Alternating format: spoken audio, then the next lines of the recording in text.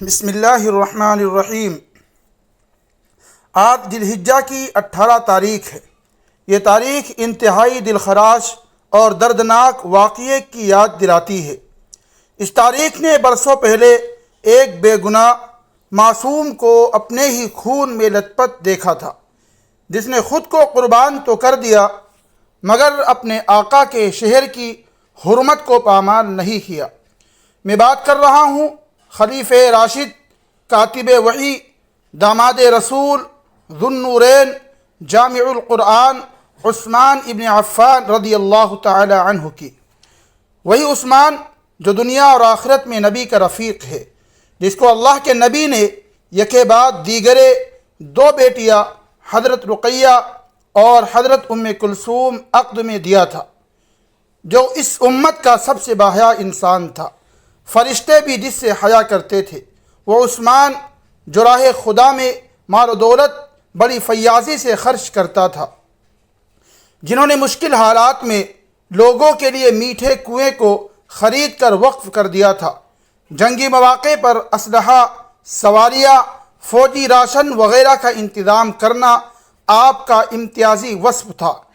غزوہ تبوک کے موقع پر آپ کی فیاضی اور دریا دلی دیکھ کر اللہ کے نبی صلی اللہ علیہ وسلم نے فرمایا تھا کہ آج کے بعد عثمان کا کوئی عمل اسے نقصان نہیں پہنچا سکتا۔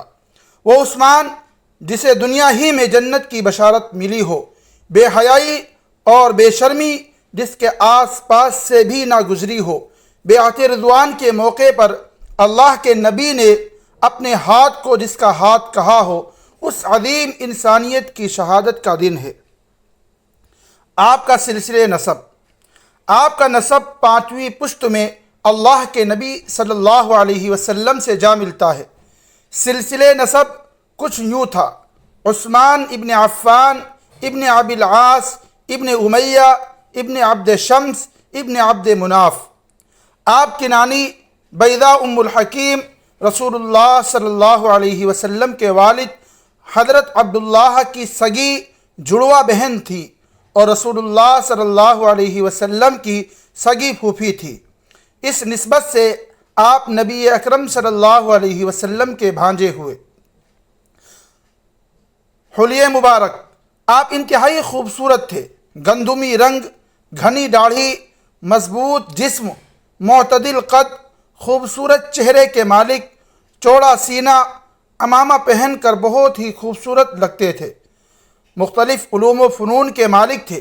تجوید، فقہ، علم مناسک، علم فرائض میں آپ کا پایہ بہت بلند تھا۔ سخاوت تو آپ کا امتیازی وصف تھا ہی، مگر شجاعت کے بھی آپ پیکر تھے۔ تمام غزوات میں شرکت فرمائی، البتہ غزوہ بدر میں آپ کی اہلیہ محترمہ سیدہ رقیہ بنت محمد صلی اللہ علیہ وسلم سخت بیمار تھی۔ اللہ کے نبی کے حکم کی وجہ سے مدینہ منورہ میں ہی ٹھہرے رہے۔ زہد و استغنا کا یہ عالم تھا کہ 3 بر اعظموں پر حکمرانی ہونے کے باوجود غلام کی دعوت بھی قبول کر لیتے تھے۔ ہر جمعے کو ایک غلام آزاد کرنا آپ کی عادت تھی۔ اگر کسی جمعے کو نہیں کر پاتے تو اگلے جمعے کو 2 غلام آزاد کرتے تھے۔ مسجد نبوی کی توسیع کی ضرورت پڑی، آپ نے زمین خرید کر مسجد کے لیے وقف کر دیا۔ خشیت الہی کا یہ عالم تھا کہ جب کسی قبر کے پاس سے گزر ہوتا تو اس قدر روتے کہ داڑھی مبارک آنسوؤں سے تر بتر ہو جاتی۔ کسی نے پوچھا کہ آپ جنت اور جہنم کے ذکر پر اس قدر نہیں روتے، آخر کیا وجہ ہے؟ جواب دیا، قبر آخرت کی منزلوں میں سے پہلی منزل ہے، جو اس میں کامیاب ہو گیا باقی منزلیں آسان، جو اس میں ناکام ہوا باقی منزلیں بھی مشکل۔ حضرت عمر رضی اللہ تعالی عنہ کی شہادت کے بعد مجلس شورا نے آپ کو خلافت کے لیے منتخب فرمایا۔ آپ کی فراست، سیاسی شعور اور حکمت عملی کی بدولت اسلام کو خوب تقویت ملی۔ حضرت عمر رضی اللہ عنہ کی شہادت کے بعد کچھ ممالک نے سر ابھارے، بغاوت شروع کی، آپ نے ان سب کو زیر کیا۔ مزید دیگر ممالک جو ابھی تک مملکت اسلامیہ میں داخل نہیں ہو سکے تھے، وہاں بھی اسلامی پرچم کو لہرا دیا۔ آپ ہی کے عہد خلافت میں حضرت معاویہ رضی اللہ تعالی عنہ کے اصرار پر پہلا بحری بیڑا تیار کیا گیا، جس نے ساری زندگی دین متین کے لیے وقف کر دی، مال و دولت کا خزانہ لوگوں کے لیے کھول دیا۔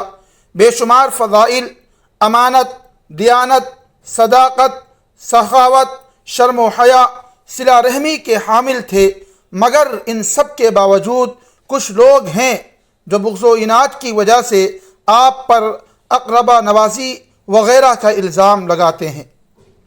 حضرت عثمان رضی اللہ عنہ کے گھر کا محاصرہ۔ باغیوں سبائیوں نے آپ کے گھر کا محاصرہ کر لیا اور یہ محاصرہ 40 دن تک رہا۔ مسجد جانے سے آپ کو روک دیا گیا، کھانے پینے کی چیزوں کو بھی آپ تک پہنچنے سے روک دیا گیا، باہر سے کوئی بھی شخص اندر کچھ نہیں بھیج سکتا تھا۔ چند صحابہ کرام آپ کے پاس تشریف لائے، مقابلے کی اجازت طلب کی، آپ نے انکار کر دیا۔ شہر رسول میں خوریزی کو آپ نے ناپسند فرمایا اور نہ ہی شہر رسول کو چھوڑنا گوارا کیا۔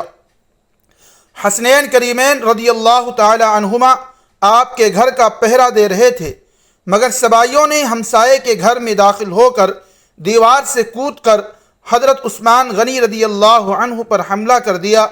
آپ کی بیوی حضرت نائلہ رضی اللہ عنہا نے ہاتھ سے تلوار کے وار کو روکنا چاہا، جس سے آپ کی انگلیاں کٹ گئیں۔ پھر آپ پر دوسرا وار کیا، جس سے آپ شہید ہو گئے۔ روزے کی حالت میں قرآن کی تلاوت کرتے ہوئے اس پاکیزہ روح نے اس دنیا کو ہمیشہ کے لیے الوداع کہہ دیا۔ انا للہ و انا الیہ راجعون۔